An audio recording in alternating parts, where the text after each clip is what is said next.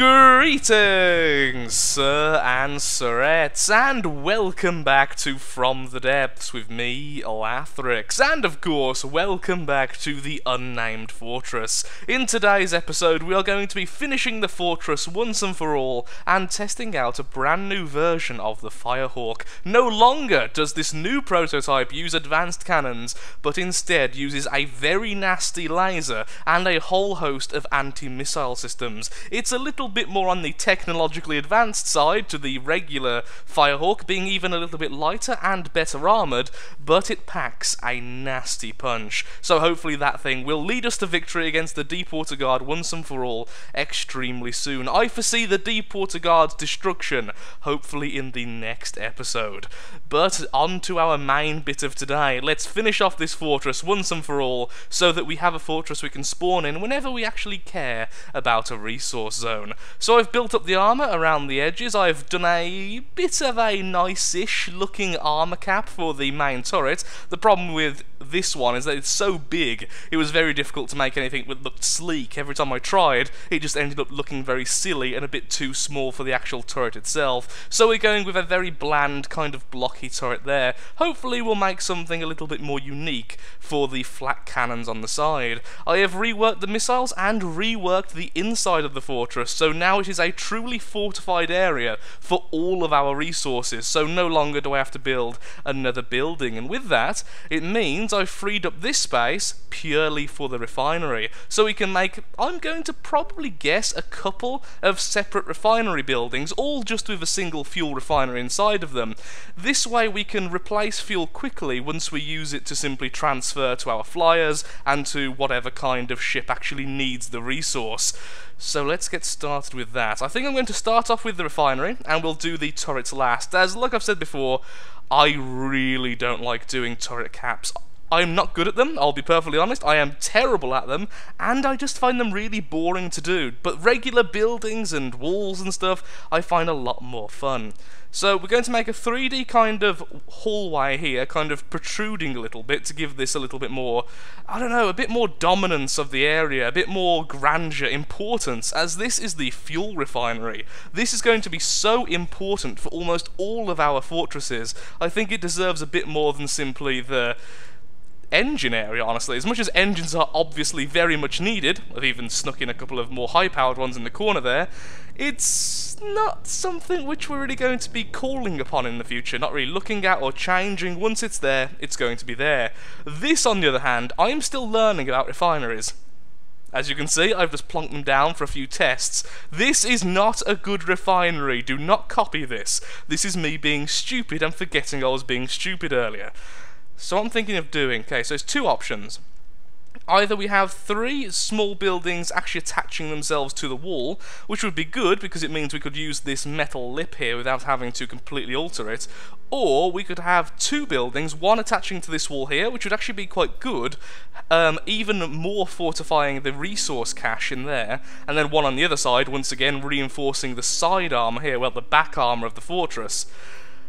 Oh, that's really difficult. So either 2 very large buildings or 3 or 4 smaller buildings, each holding a small refinery. The thing with the refinery is they're not actually that big. Even the better ones, because I've actually looked up a couple of guides now, which is very rare for me, so you know these things are weird, don't end up that big.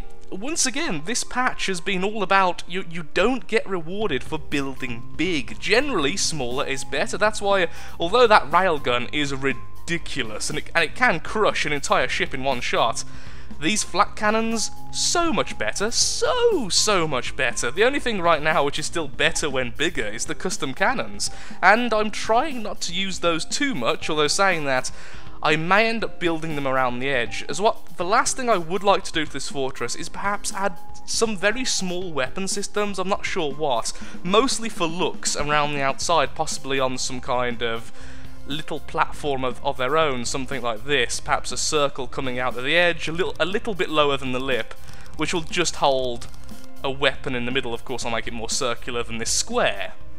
I'm not sure though, and if I do something like that, most likely it'll either be missiles or custom cannons, just because they can be built a lot smaller and still be effective. Although you can have very effective advanced cannons, I find they still don't lend themselves too well to being absolutely tiny. although I have had a few very successful tiny AA guns in the past. Well then, I think we should get started experimenting with a few ideas with these.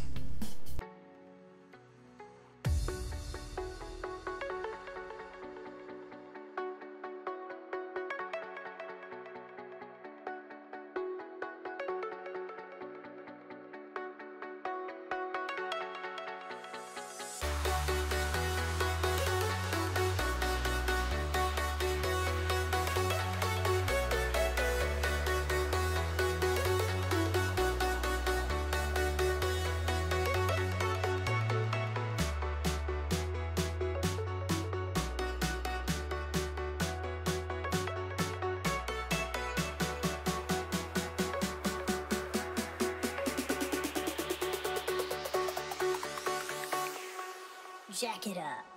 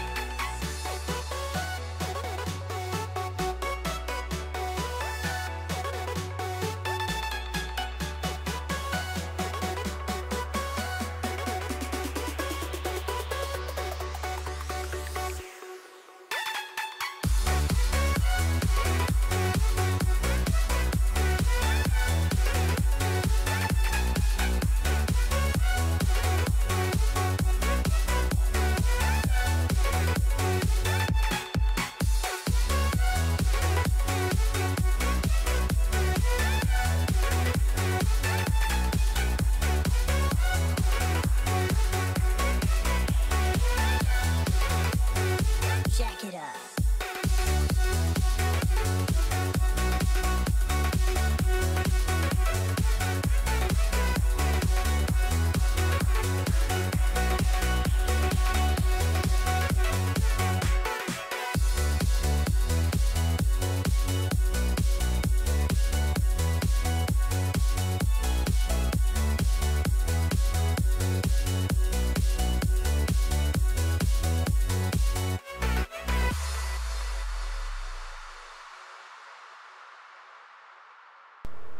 Well, well, well. Although it's not quite finished completely, it's at least at the level now where I don't think I'm going to be building anymore on camera. Ultimately, it is what I wanted it to look like. The only things I really need to work on now is the outside of the wall, and yet again these turrets. I cannot make a good turret cap to save my life. These are far too blocky, and although they do fit the style of the fortress, I don't like them in the slightest, and one of the problems is the actual turret body itself, which has a great deal of the actual bodywork outside of the fortress, meaning that the outer cap has to be quite big to compensate for this. So most likely what I'm going to have to do is completely alter the turret itself, rather than just the cap, and that will take quite a bit of time, so I'll be doing that off camera between this episode and probably the next. But other than that, I'm pretty happy with how it's turned out. We have our own little factory building here, which is fortifying the side, along with looking quite nice in my opinion, and we have a little oil area here. I didn't really want to make it too much like an oil rig, so I just kind of built up yet another set of office rooms, but it just makes the whole thing look more official, looks more alive, and like I say, I am pretty happy with it. There's a few things I want to touch up. The edge is still the outside of the wall, like I mentioned. This area here isn't complete, but all again, they're just tiny little things we can do do off camera. So, really happy with that, and now we can finally get into some battles. The thing you can see moving in the very background there is actually the new Firehawk. It is moving to the front of the battle so that we can see it in a couple of fights. Now, I have looked at it again, and I've realised I've actually made a couple of mistakes with it. This is what happens when you're building something off-camera in little bits over your break period, because I've been building this over my week off, and I may have put ammo boxes right at the front of the craft. This thing is liable to explode, is basically what I'm saying. This thing may explode at any given time, but with its extreme laser weaponry, in the form of one very nasty laser, maybe it can kill the enemies before they kill it. Let's see. I should mention, however, before we get into the Firehawk battles, I am still going to go ahead and add the side weapons, like I mentioned earlier, but like with the turret, after altering it a few times, trying to figure out something nice looking, I kind of gave up for this recording session. Instead, I'm most likely going to use these natural gaps we've got between each of these little fortifications, whatever you want to actually call them. They're not exactly like a castle fortification, they're just something special, and I'm going to use those gaps to perhaps either have advanced cannons using the idea of only having 1 or 2 ammo clips attached, or perhaps even torpedo weaponry, which will be incredibly easy to implement, as you can just have one set up to a single missile controller, a single AI section, and it'll all be good and well. So most likely that's going to happen as well before the next episode, or sometime after that. And that really is that. There's no other plans for the fortress. It is pretty much done. As fortune would have it, we have came against the ultimate enemy to test out our new laser system. We are against a flying squirrel and a shrike. Essentially 2 enemies which are really good at dodging missile attacks and even anti-air turret attacks. So will the laser be able to counter them? I don't have amazing hopes for this. As always, I've not tested out the prototype for the battle, and I am a little bit nervous about the accuracy of the laser. I think it will get the job done, but I think it'll get the job done a little bit too slowly, with a few of the attacks simply missing, but we'll only see that if we begin the combat. So, let's start, turn off our control of the laser, and there it is already firing. Is it doing anything? That's the biggest question. Oh, it has hit the squirrel and completely taken it out of the sky. That's all I wanted, a simple knockout of the sky there. The laser did a lot of damage to the Shrike as well, and the missiles are finishing it off. Actually, no they're not, because that's the whole problem with the Shrike, isn't it? It dodges missiles well by using the missile distractors, whatever they're actually called, the heated elements which will distract IR missiles, infrared missiles. I really should change the type of missile at some point, but that requires a bit of a redesign. Why are my anti-missile systems targeting the Shrike, not its missile? That's very weird. One other thing I should mention, as I've just remembered it, we have also added mines to this thing, although they haven't been set up properly yet, so they'll be dropped as soon as they're near an enemy, rather than at a certain height or distance. The only thing they have set up is simply, is the enemy above 50 meters? If yes, don't bother dropping the sea mines. A few more battles, I think, and then we'll get a good feeling for just how good this craft actually is. The laser did just about well enough. I wasn't completely happy with that, but it did better than it could have. Well, a much scarier showing this time. We are against the Plunderer. Perhaps this will be the last test of the day, as honestly, I don't have that much hope for the Firehawk, and I know I've said that a lot of times in the past. But this Firehawk is definitely worse than the original. It's simply testing out the feasibility of a laser system with the new engines and with this size of craft being so heavy. I'm not convinced yet, and I don't think the Plunderer is going to convince me anymore. Here's the question. Do we risk it and try and spawn right on its head and just drop mines on it? The mines will do a lot of damage if they hit the target. Or do we stay back and hope the lasers work? Let's just drop mines on its face. It seems the more humorous of options. Please work. Please work. I haven't tested out the mines yet. Please work. Laser system doing some damage. It's just not accurate enough. That's one of the huge already a massive explosion in the Firehawk being caused by the amazing weapon systems of the Plunderer. Although the missiles have completely took it off the front. It didn't even drop the mines. It didn't even drop the mines. Oh, Plunderer. I'm sorry, but our cruise missile's clearly a bit too much there. But the explosions, like I said, it's just not designed very well. It's simply testing out a weapon system, which I'm not convinced by. Lasers have gone from being overpowered to being so expensive to run now. It's almost not feasible. Oh, those missiles there.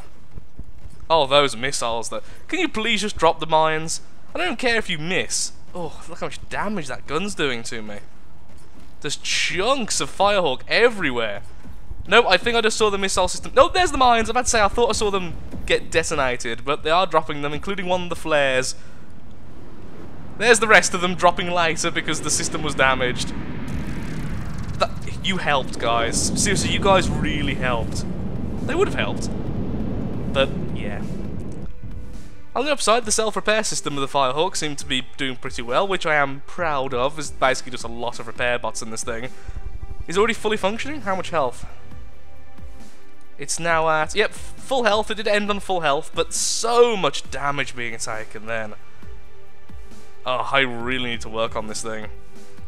No, I don't. I think I've decided, after seeing just that, the amount of engine power I would need for a feasible laser system on something like this, particularly something that's so movable, just isn't going to work out very well, especially if it's going to be a major weapon system. On a battleship, like a laser battleship, which is now my plan in my head, definitely would work. 100%, you could have the space for engines, you could do all sorts of insane stuff to make it work, but with this, I just don't think it will. The original Firehawk, definitely the better of the two.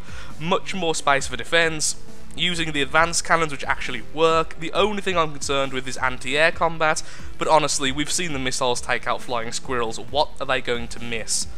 Let's see if we can just get into a battle quickly with the Firehawks to round off the episode, as building that took me, I don't want to say, it was a long time. Hello, enemy. Who are we facing off against? A Barracuda and a coffin nail. Well, that is horrific. And so it begins, the two original Firehawk prototypes versus the drone carrier and the ever-ominous coffin nail of the Deepwater Guard. This is going to cause some serious FPS loss, and I can't wait until From the Depths is a little bit more friendly with multi-core support, in that, you know, it kind of needs it at all. Also, why does all of the Deepwater Guard now have some form of flares? I really wish they didn't have those. Something is already 2 damaged. I'm assuming it's one of the Barracuda's little drones, as I doubt we've damaged the Barracuda that much already. Even with the cruise missiles, if they all hit, which they didn't because of the flares, it would have been very nice. But once again showing I really do need laser detonators and different kind of missiles. The IR missiles, as much as I love infrared missiles, the amount of times they have been thwarted now by flares and all sorts of other problems is getting a bit laughable. Well, the Barracuda is definitely very hurt. Not quite taken out, but definitely very hurt. Let's just go into this mode so we can see everything rather than having the UI clutter everything. Come on, hit the target. These are almost as bad as flying squirrels, to be honest, so yeah, we're going to have a lot of this happen. But if we fill the air with missiles, one of them will hit the target. That is the plan. That has always been the plan of the Firehawks. That's just how they function. AI dead, the Barracuda is now officially dead. Ooh, if we quickly jump into this ship, there's a very small chance we'll actually capture the Barracuda. Maybe not. Would have been awesome, but no. Unless I jump onto it now. I see, the problem is it's no longer AI dead. That would have been awesome. Also, I now see a problem. We have become one with the Barracuda. This isn't very good. On the upside, the 2 little advanced cannons on the side actually doing a great job there. The Barracuda is now upside down. That is a problem for the Barracuda. Most of the drone ships have also been cleared out now just by the sheer swarm of missiles. Where's the other Firehawk? There it is.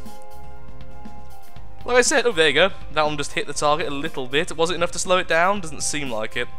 However, that one also wasn't. Oh, they even have the missile distracting things. That's really annoying. Yeah, we need to start using the laser detonators. So many of those missiles went to waste. I won't be using them solely as the only type of missile, as they have a lot more setup, and they can be very bad or very weird in a lot of situations. But I need both types of missile active at any given time, so if something is countering infrared missiles, we can still hit them.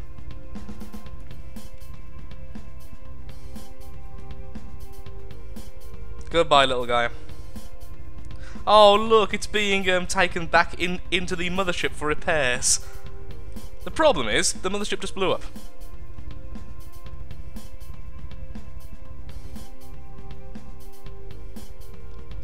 Is that the final two? Well, it's definitely the final one flying.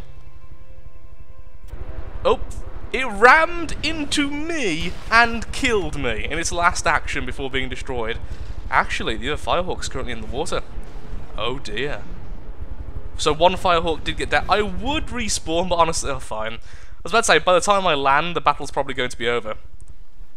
How badly damaged is the other Firehawk? It actually looks really badly damaged. Wow. Apparently we were staying on the one which just simply wasn't being hurt. Lost 4%. What are you in the water for? What's wrong with you? Engine power seems fine. Actually, why are you in the water? You're still in the water. Okay, something's gone really wrong with this. Nope, you're now lifting. You're now lifting. I don't know what was wrong with that. Clearly the Firehawks still have a lot of problems with them, but that's why they're just prototypes and not the finished version. Anyway, I'm afraid though, I am all out of time for today's recording. I am getting closer to getting the Firehawk of my dreams, but for now there are still a lot of problems with them, and well, as you've seen with the laser variation, I'm still experimenting with some weird combinations. So thank you so much for watching. If you have enjoyed the video, then of course, likes, favourites, shares, comments, all that good stuff helps out me, helps out the channel, and most importantly, shows that From the Depths is a series you wish to see continued in the future. In the next episode, we are finishing off the Deepwater Guard and starting construction of our first ever structure, as I've never actually built a structure in From the Depths, for a resource zone I should say. I have built structures in the past in the form of a little defense building over here, but never something which I plan on reproducing, copying and pasting in other places, so that's going to be a very weird experience for me. And once that's built, we'll decide on our next enemy, and hopefully we'll have the Firehawk finished by the end of next episode.